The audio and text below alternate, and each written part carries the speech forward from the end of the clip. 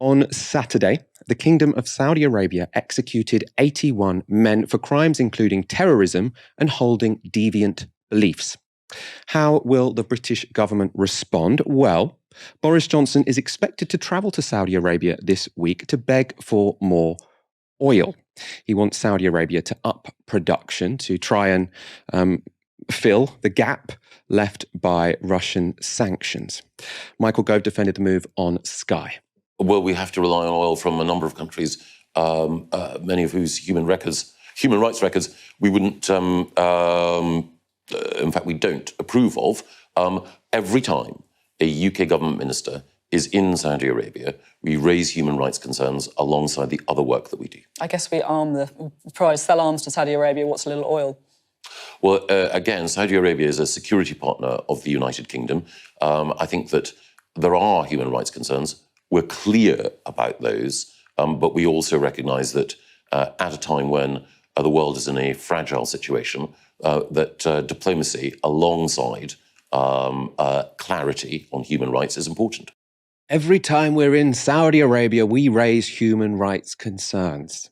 Well, how seriously is that going to be taken when we're also begging to be able to pay them more cash for oil? Oh, please, can you behave better when it comes to human rights? Also, could you please sell us more oil because we want to transfer you even a greater number of millions of pounds every day so that you can transfer your biggest export to us? It doesn't add up for me. Sophie Ridge was also correct to bring up arms sales by the British to the Saudis, which have been used in the Saudis' murderous war in Yemen.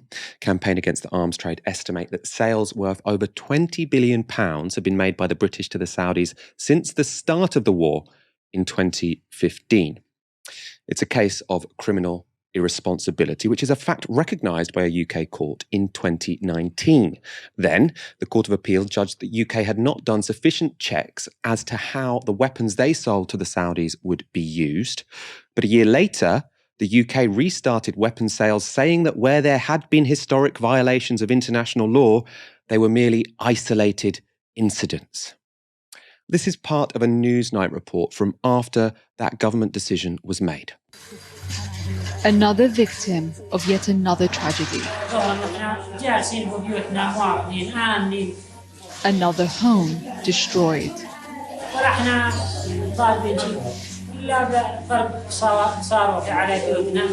A father's plea to the world. His children, the latest victims of this vicious war.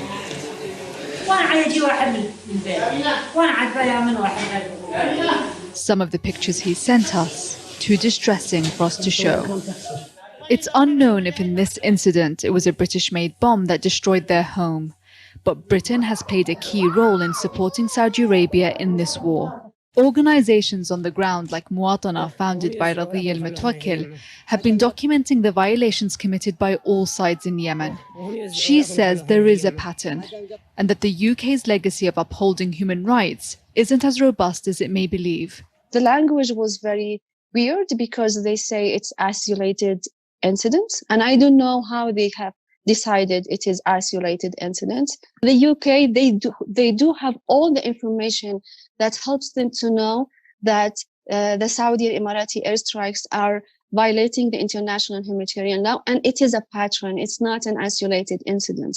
Many people in Yemen, they don't know UK and US except through the remnants of weapons, through the weapons that destroys their homes and their farms and killed their families. So they only know Britain and America through the bombs that hit them and their families. Really, really just awful. Like, beggars believe that this isn't a bigger story that we hear about all the time. Over 10,000 civilians have been killed in Saudi-led airstrikes since the start of the war. But just as damaging has been the targeting of civilian infrastructure, including ports, which has led to chronic famines. By 2019, Associated Press reported that 91,000 people had been killed in the war on Yemen. And more than a dozen UN agencies and international aid groups said on Monday that 161,000 people in the war-torn country were likely to experience famine over the second half of this year. So Britain's arms sales to Saudi Arabia is the most disgraceful long-running policy of this government, to my mind. It's causing more damage, more deaths than any other one. Yet it doesn't get talked about very much because as Michael Gove said in that clip, and this is really important, she was like, well, what about selling all of these weapons to Saudi Arabia, which they're using to bomb Yemen? He said, oh, but these are security partners. Right. So when Russia bombs civilians and bombs civilian infrastructure, that's a war crime and that's terrible and we have to sanction them, which we should, by the way. But we do all of that because they're not a security partner. Saudi Arabia does all of that.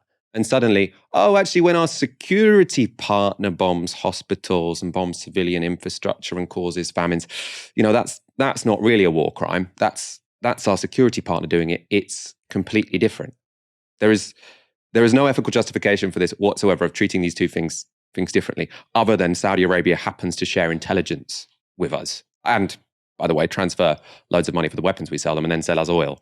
So it's a brute, self-interested policy from this government, which means that in this situation, we turn a complete blind eye to the fact that civilians are being targeted with British-made bombs. And it's not just the bombs, by the way. What's super key when it comes to the Yemen war, and what experts like David Waring, who we've had on the show, will talk about, is what's really key here is not just the transfer of the weapons to Saudi Arabia, because obviously they've probably got enough already to continue this war. It's the fact that British arms companies still go and service that equipment. If Britain stopped servicing that equipment, then he says, and lots of experts say, this war could end tomorrow, right? Because it is an ongoing relationship which Britain and BAE has with the Saudis, which allows them to continue this war. So when you think about how far the British government have come to sanctioning the Russians, there are ordinary Russians who are struggling to get medicine because of how extreme the sanctions have been. I support sanctions on Russia. I think potentially they should be a little bit more targeted. We should be a bit more strategic, giving Putin an off-ramp, etc. But I think, some sanctions are justified. But it's a blunt tool when it comes to Russia. But when it comes to Saudi Arabia, literally we could stop the war tomorrow, and all we'd need to do is one policy change, which wouldn't negatively affect any Saudis whatsoever. We wouldn't have to make any innocent people go hungry or miss out on any doses of medicine.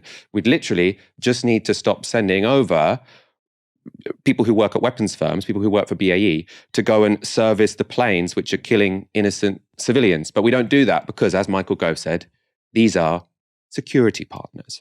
One final point on the oil aspect of this. That's what Boris Johnson is doing this week. He's going to be begging a brutal dictatorship to up their production of oil. This week, it doesn't seem like the meeting is going to be about weapons. And the response to this, I imagine, most of you watching are thinking it as well.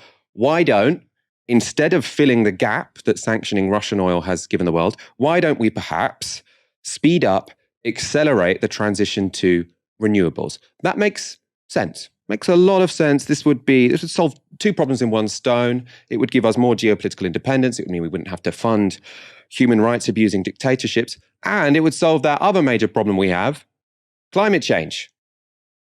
And it's that context which perhaps makes it surprising what the right-wing press have been focused on this week.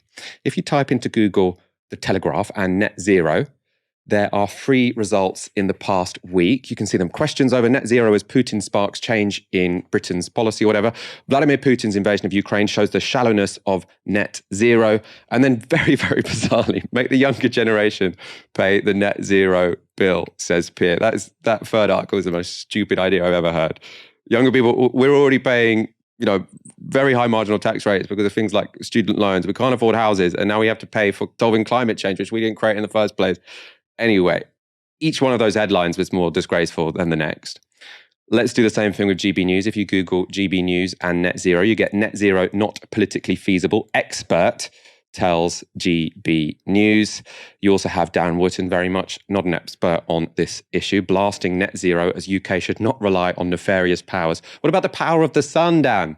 What's so nefarious about the sun or the wind? It's so ridiculous. It's almost difficult to argue against because I just don't think they're thinking straight.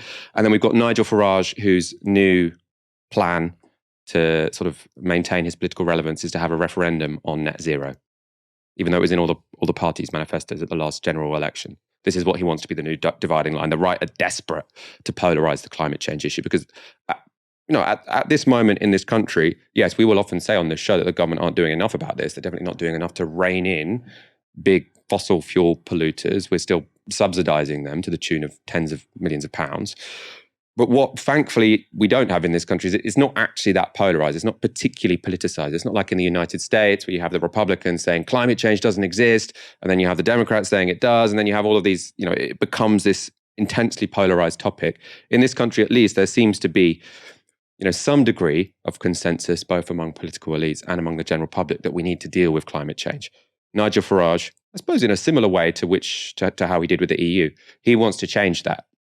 He should not be allowed to do that, but it's channels like GB News, it's newspapers like The Telegraph who are committed to making this happen because they have some bizarre death wish. They want the young to pay more taxes and then us all to die, which is not a future I'm really looking forward to. One more for you. This is The Spectator's leader this week, obviously Boris Johnson's old paper. It's time to drop the net zero agenda. And obviously that's not by a particular author. That's the take of The Spectator. Now is the time to drop the net zero agenda. Let's pay billions more to dictators around the world. Oil prices are rocketing. It's more obvious than ever that the risks we face by sort of relying on oil imports from unsavory regimes. And now is the time when there's a broad political consensus that what we need to do is invest in green energy so that we can have geopolitical independence as well as solving climate change. The Spectator, they've got together, this is how leaders are written. You get together everyone that's senior who works at The Spectator. They say, well, what's going to be our big priority this week? What's the message we have to send to the public? Let's quit net zero. Let's start burning more coal. Let's start burning more oil because that will give us independence from Vladimir Putin. Really, really hard to make this argument stack up. Either they want us to be more dependent on Putin and Saudi Arabia than we already are, or, as I say, they have this strange death wish. They want young people to pay more taxes, and then they want us all to die in extreme weather. These are people that control such a large proportion of our media landscape. It's why I try to remain a fairly positive person, but these do make me despair.